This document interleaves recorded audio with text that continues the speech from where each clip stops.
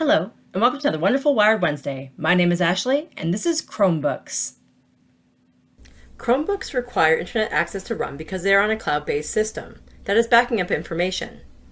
They use Google Chrome web browser for the browser to connect to the internet, which is this one down here. If you already use Google Chrome, this will be the same as it was when you use Google Chrome on any other device.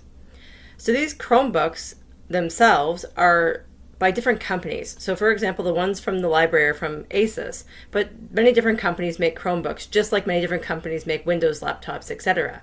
The Chrome operating system is very much like the Windows 10 operating system. So the Chrome operating system works on these Chromebook computers, and the Windows 10 works on Windows computers, but they can be by any company. Chromebooks will automatically update. You don't need to worry about updates. The only thing they will ask you is to restart the computer if it needs to be restarted. And they have an automatic update expiry, or an AUE, of 5 to 8 years. So what that means is after that time frame, the computer will no longer receive security updates, and that's pretty important. So one thing you want to do when you're going to buy one of these is you want to talk to the person who's selling it to you and ask them, when was this computer made? Because if you get a computer that was made 2 years ago, but you're just buying it now, you may only have another 3 or 5 years with the computer. It just depends on when it was made, etc.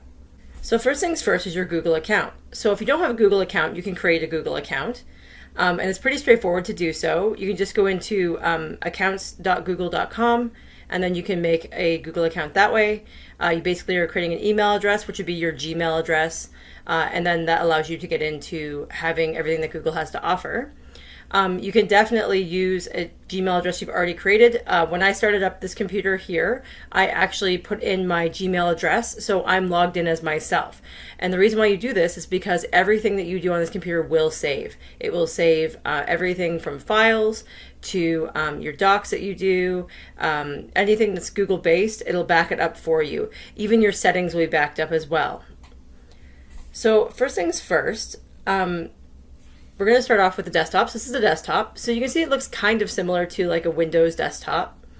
Except for that, there's no icons on the desktop. So that's one thing that's different with the Chromebook, is that there is no icons on the desktop. There's a shelf at the bottom here. So this is the shelf area. So it's similar to the Windows taskbar. You can pin things to the shelf like you can with a Windows computer. Pin. So you can pin, so by pinning or attaching an app to the shelf. So like, for example, these have all been pinned to the shelf. These come standard with the computer. If there's anything or apps that you need to pin there, you can definitely do that. That's not an issue. Status area is located in the bottom right of the screen. This is where you can find your network settings and your battery settings, etc., etc.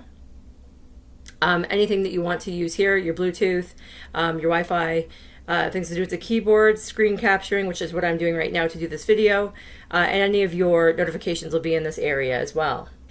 So this is where you'll find your apps. So if you actually just click to this launcher here, you can see that your apps are sitting in here. So you can also access your settings from this area as well. So the settings for your computer. And you can see here that you have your network settings here.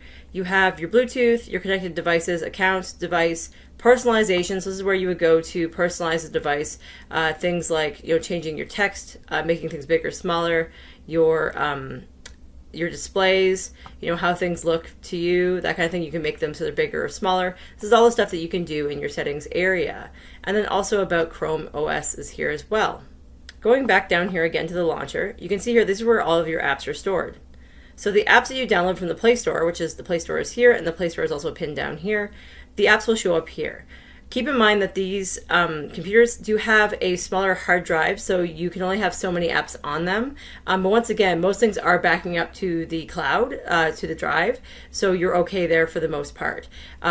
These aren't for heavy use as far as like gaming and things like that. These are more of computers for things like word processing and everyday use, email, etc., etc.